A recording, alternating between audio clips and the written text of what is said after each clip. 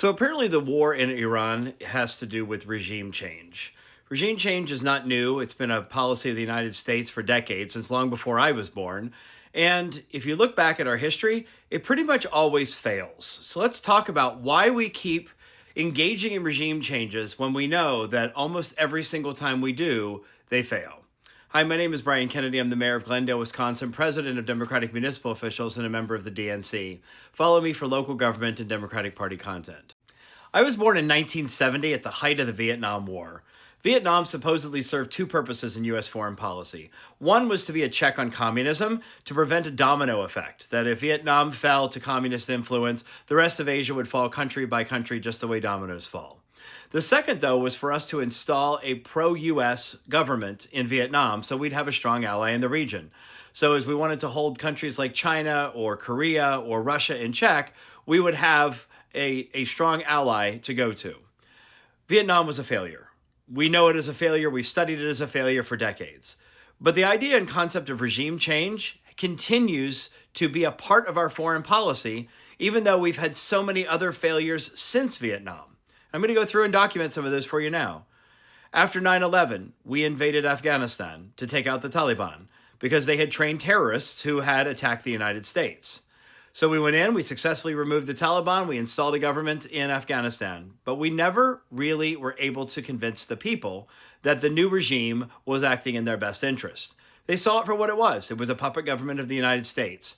And so in less than 20 years, Afghanistan had completely fallen back into the hands of the Taliban. The U.S. left with its tail between its legs in an agreement that was negotiated by Donald Trump and then implemented by President Biden after he took office.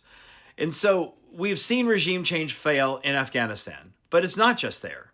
In 2003, we invaded Iraq. We took out Saddam Hussein and installed a government there. Only Iraq has never really been stable since. It is once again a failure of regime change. Barack Obama, while he was president, teamed up with NATO allies to take out Libyan leader Muammar Gaddafi. And Libya has been unstable ever since then. Regime change failed.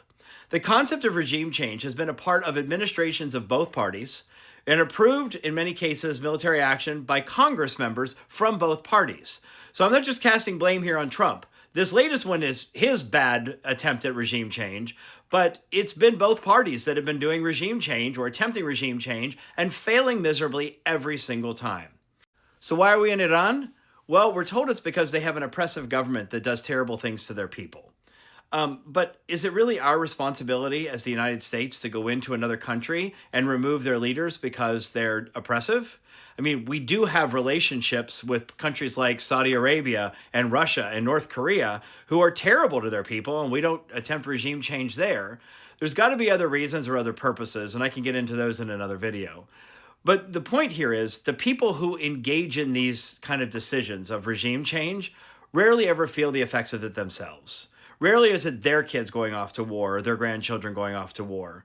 And what's worse is they actually conflate the patriotism and bravery of our men and women in uniform with the mission objective.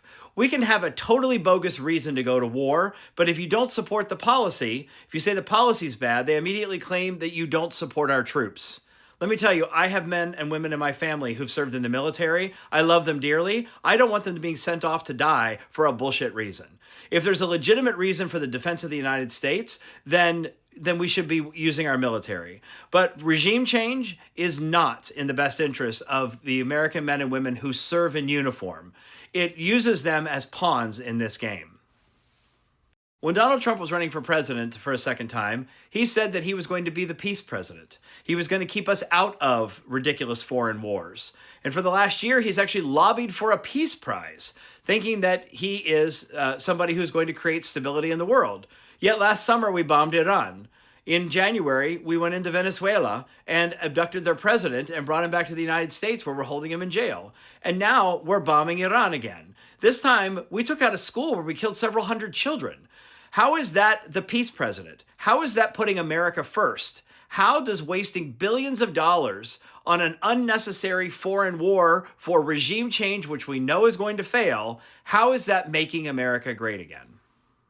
So I'll leave you with one final thought. What if another country decided to engage in regime change against the United States? I mean, let's do some comparison here. In Tehran, there were protesters marching in the streets and government thugs were killing the protesters. In Minneapolis, there were protesters marching in the streets and government thugs killing protesters. It's very easy to make a similar kind of comparison. Donald Trump is not well liked on the world stage. A lot of other foreign leaders can't trust him. So what if they said he was part of global instability and they decided to bomb Washington and abduct President Trump? We would immediately, as a people, want to go to war against whoever attacked us. And yet we feel like we have the right as a people to invade other countries and do to them something that we would never, ever tolerate being done to us.